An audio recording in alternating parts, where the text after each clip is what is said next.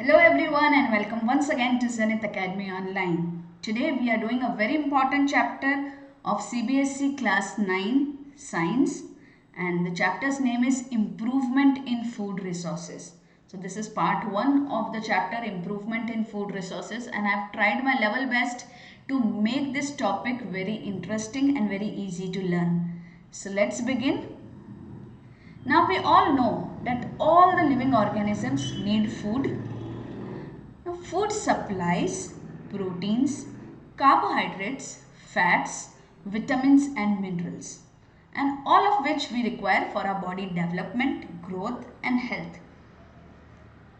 Now, this food, we acquire this food from plants or animals through agriculture and animal husbandry respectively.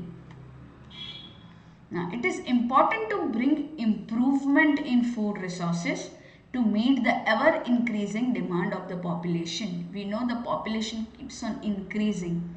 So, there is an ever increasing demand of the population. So, that is why it is very important to bring the improvement in the food resources so that we can meet the demand of the population. Now, this includes the improvement of food resources not only in terms of quantity, because the land is limited, so we have to improve in quantity, but this doesn't include only the improvement of food resources in quantity but also in quality, right?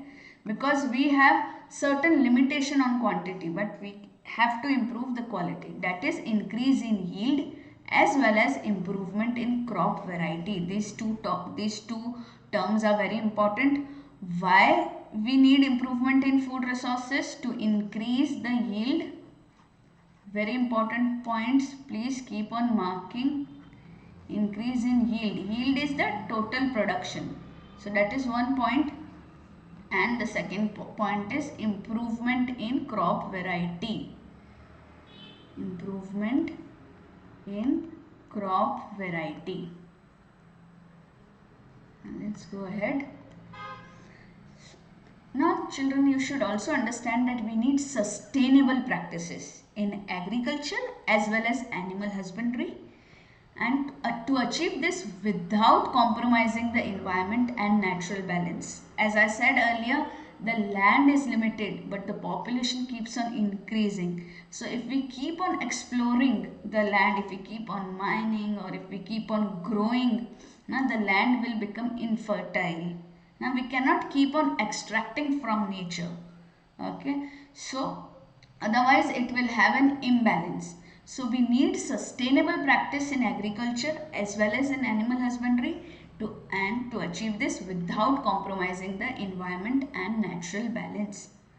So mixed farming, intercropping and integrated farming practices are some of the examples of sustainable and scientific management practices so that we maintain the environment and natural balance.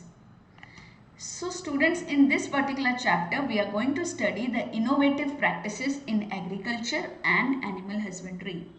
So we'll be exploring sustainable farming methods that promote healthy crops, livestock and environmental conservation. So let's start with agriculture. What is agriculture? Now all these points are very important from examination point of view. You can write the definitions as it is. Keep on making notes while I am explaining. Okay. So what is agriculture? The science or practice of farming, including the cultivation of the soil, the growing of the crops and rearing of animals. To provide food, wool and other products is called agriculture. I hope this is very clear. So all the keywords has to be there. What is agriculture? Agriculture is a science or it's a practice of farming which includes cultivation of the soil, growing of the crops and rearing of animals as well. And why do we do this? To provide food, wool and other products. Let's go ahead. So while we are talking about food, in the beginning I told you food provides us with, see, what did we do here? Food supplies us proteins, carbohydrates, fats, vitamins and minerals, and we require all of them for body development, growth and all. So now let's talk about the sources. These are also important. They can come for 1 or 2 marks questions. So carbohydrates are found in different forms such as sugars, fresh fruit, starch, vegetables, corn, potatoes, fibers, bread, pastries, milk and milk products. So just remember vaguely this picture and you'll be able to write few of them: rice, wheat, bread, milk, potatoes. So all these are carbs. Now fats, the sources of fats. Okay, so keep on picturizing. That is why I have given you such pictures so that you remember few sources. Fats are obtained naturally in several foods such as butter, cheese, cream, oil seeds including soya bean, groundnut etc. जिन भी seed में से oil extract कर सकते हैं, they all are sources of fats. Now sources of vitamins and minerals. So for sources of vitamins and minerals, you just need to write vegetables and fruits. These are the major sources of vitamins and minerals. And some of the vitamins can also be obtained from meat and fish. Okay, so I've given you the picture of fish, meat and all the vegetables and fruits. Now sources of protein, which helps in building the muscles. Okay. Now the most common food which has higher amount of protein are chicken, egg, fish. So non-veg sources are there: chicken, egg, fish. Now almond, again chicken I've written, oats, seafood, soya beans, pulses, cottage cheese, that is paneer, Greek yogurt, milk, broccoli and quinoa. So if you see carefully here, okay, so these are the vegan sources of protein also. So you can see a lot of soya beans or almonds, then paneer and all are there. So all these seeds have. Otherwise you can, the non-vegetarians have a lot of source of protein, but for vegetarians these are the different sources of protein you should learn. So in exam when it comes, these are the major sources. Okay, chicken, egg, fish. Now what are fodder crops? Okay, now fodder crops like berseem, so this is berseem, you can see, oats or Sudan grass. These are raised as food for the livestock. Why they are raised? Why they are grown? They are not for our consumption. They are for consumption of the livestock, cows, buffaloes, etc. that work on our farms for agriculture, right? So they need food. So fodder crops like berseem, oats or Sudan grass are raised as food for the livestock. Now let's talk about kharif crops. Okay, different type of crops in different seasons. So this is kharif crops. What are kharif crops? As the picture is suggesting, they are monsoon crops. Okay, the crops which are grown during the monsoon, that is June to October. For your examination point of view, you should remember the season as well as the month June to October are called kharif crops. Now whenever it is asked what is, mainly they ask the difference between kharif and rabi crops. If they ask a difference, then also you should know the other name, when they are grown, month and the examples. Okay, so the examples of kharif crops are black gram, cotton, green gram, maize, paddy, pigeon pea and soya bean. They all are examples of kharif crops. So remember the picture, you will not forget. Then rabi crops. Okay, हम कैसे याद करेंगे, अक्सर हम भूल जाते हैं. आप कोई भी कनेक्शन लगा सकते हैं. ठंड जैसे कि बारिश, मॉनसून में कुल्फी खाने का बड़ा मन करता है, तो खरीफ क्रॉप्स या whatever, whichever way you have to remember.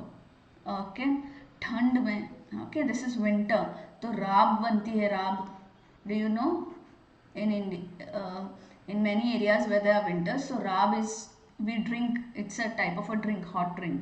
So rabi crops, this is how you can remember. And let's see, The crops which are grown during the winter season, that is October to March, are called rabi crops. And these are the examples: wheat, gram, peas, mustard and linseed. Now students, crop variety improvement. This is a very important aspect of this particular chapter कि हमको crop की variety में improvement चाहिए, right? So varieties or strains of crops can be selected by breeding of various useful characteristics. So we'll take two different types of crops, and if we have some good characteristics in this one and some good characteristics in this one, then we breed, okay, and get a high quality interbreed. So varieties or strains of crops can be selected by breeding of various useful characteristics. So what are the required useful characteristics? Disease resistance.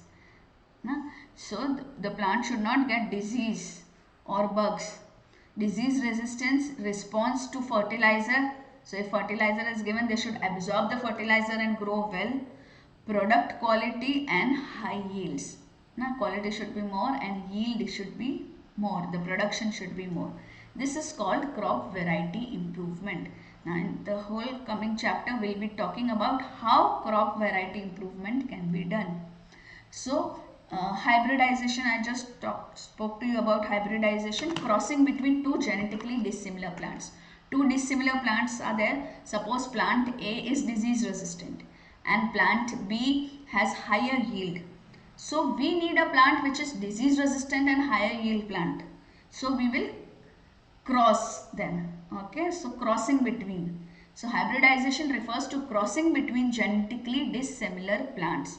So there are four types of hybridizations that we will be studying: intervarietal, interspecific, intergeneric and genetically modified crops. So let's go ahead. Now you don't need to learn any examples, you just have to remember the names of hybridization and one line to explain them. Okay, now as the name suggests, intervarietal. So it is a cross between two same species but with different varieties. So here you can see plant A and plant B. This is having purple flower, this is having yellow flower. They both belong to the same species. एक ही तरीके के plant है but colour अलग है ना, variety अलग अलग है. जैसे white rose and red rose, same species but different variety. So when you cross this with this, you get what? A hybrid plant where you get this as well as low lying yellow flowers as well. So this is intervarietal hybridization. Next is interspecific hybridization. So it is two different species. In the earlier it was same species. Now it is two different species but same genera. Now many students get confused here. So let's see this example. The species are same. Okay, see this plant A and plant B. The species are different. These two are different species. Can you see? By seeing only you can understand the species are different. Okay, but the genera is same. So it is basically difficult to understand with plant, but I can give you an example like this. If you see lion and leopard, okay, they are different species but their genera is same. They belong to the cat family, right? So this is interspecific hybridization. Now intergeneric hybridization. Now what is intergeneric hybridization? Intergeneric hybridization takes hybridization a step further by crossing plants from different genera. Now genera is also different. So you see plant A and plant B. You don't have to remember their names. So don't worry. You just have to remember the name and this definition. You can see the genera is also different and this is how the hybrid is formed. Now let's talk about genetically modified crops. So when a desirable gene is added to a genome of a crop, we get genetically modified crops. Now examples of genetically modified crops or GM crops, they are also called as GM crops.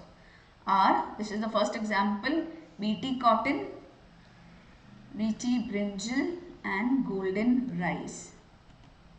You can see these are the genetically modified crops. So if you see, you have seen the normal cotton, but this is when a desirable gene is added to the crop.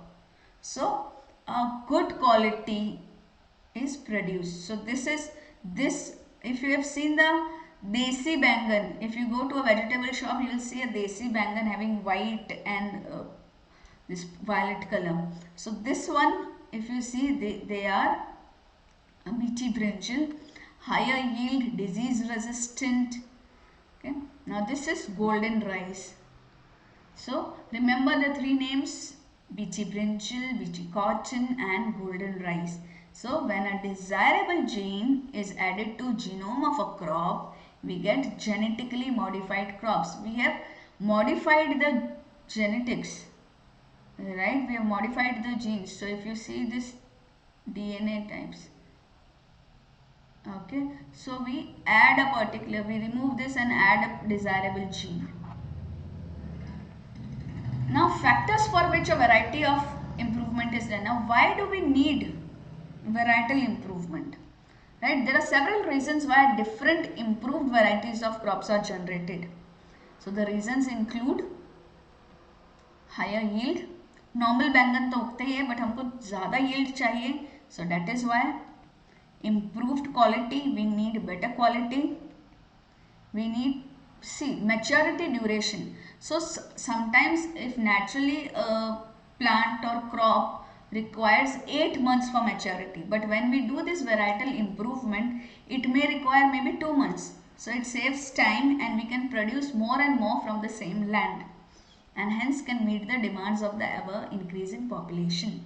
So higher yield, improved quality, maturity duration, wider adaptability, it can adapt to different conditions. Biotic and abiotic resistance, for example, biotic resistance, if the temperature changes and it can resist. Abiotic resistance is resistance from disease or pests, something like that, right? Desirable agronomic characteristics. This means that their characteristics, their agronomic is the word made from agriculture and economic. Okay, so we want this to have improved quality and we want to spend less. Okay, economically it should be good. So desirable economic characteristics. So these are the factors for which a variety of improvement is done. So my dear students, I hope you have understood the chapter really well. So go ahead and subscribe to the channel. Write your comments in the comment section, what you want me to improve or what you want me to include in the chapters. Go ahead and subscribe and share it with your friends, and wait until tomorrow when we upload part 2. Bye bye my dear students and all the very best.